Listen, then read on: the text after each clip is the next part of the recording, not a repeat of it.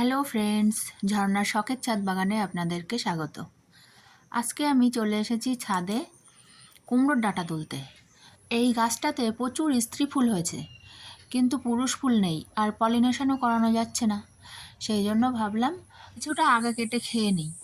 আর কুমড়ো গাছ বসানো কিন্তু একটা সুবিধা আছে।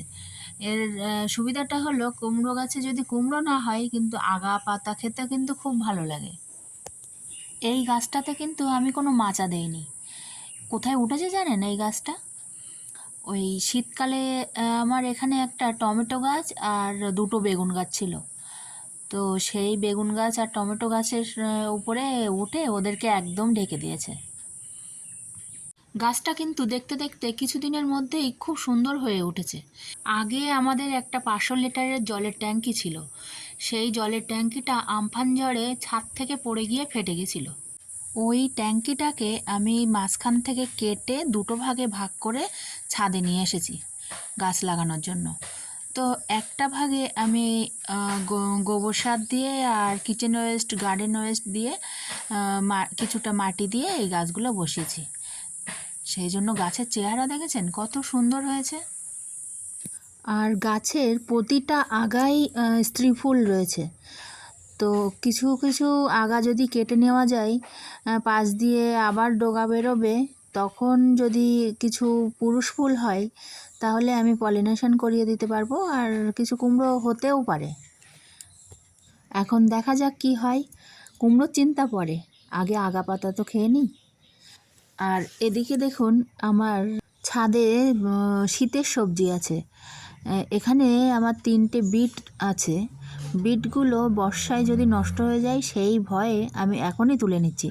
সাইজগুলো বেশ ভালোই হয়েছে, একেবারে ছোট হয়নি বিটের সাইজগুলো। তো বর্ষায় যদি পচে যায় সেই ভয়ে আমি সব তুলে নিয়েছি। এবার বিটটাকে খুব ভালো করে ছাদের জল থেকেই আমি ধুয়ে নিচ্ছি। শীতের সবজি বলতে বিট আর গাজর, এই দুটো সবজি কিন্তু গরম পর্যন্ত রেখে দিলে থাকে, আর বর্ষা নেমে গেলে এদের পচে যাওয়ার ভয় থাকে। আমার ছাদে তো বিট আর গাজর এই গরম পর্যন্ত ছিল। আর গাজরটা আমি কিছুদিন আগে হারভেস্ট করে নিয়েছি, কিন্তু আপনাদের সাথে শেয়ার করা হয়নি। আর বিট, 3টে বিট ছিল, ভাবলাম এটাই আপনাদের সাথে একটু শেয়ার করে নিই। আর এই দেখুন কুমড়োর ডাঁটা আর বিট আমি এখন ছাদ বাগান থেকে হারভেস্ট করলাম। একদম লাল টুকটুকে বিট আর কিছুটা কুমড়োর ডাঁটা।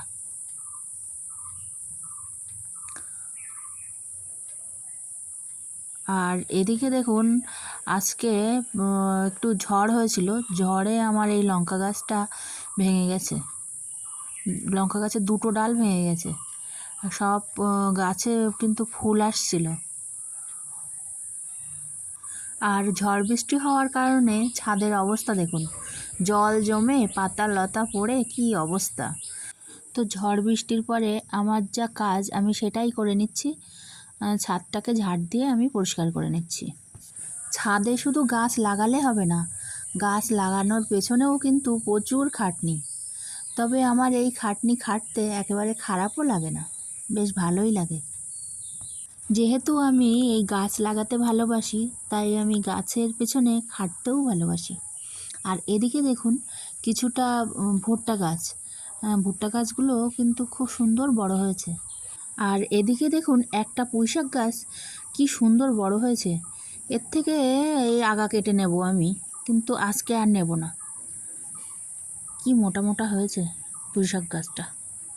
পুঁইশাক গাছের আগা যেদিন কাটবো সেদিন আপনাদের সাথে অবশ্যই শেয়ার করব। আর একটা জবা ফুল ফুটেছে, কত সুন্দর লাগছে দেখতে।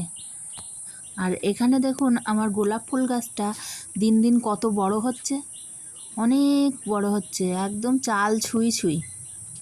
আর একটা ফুল এসেছে গাছে, আর পাশে একটা কড়ি আছে। তো 2-1টা ফুল এরকম আপনাদের সাথে শেয়ার করতেও আমার খুব ভালো লাগে।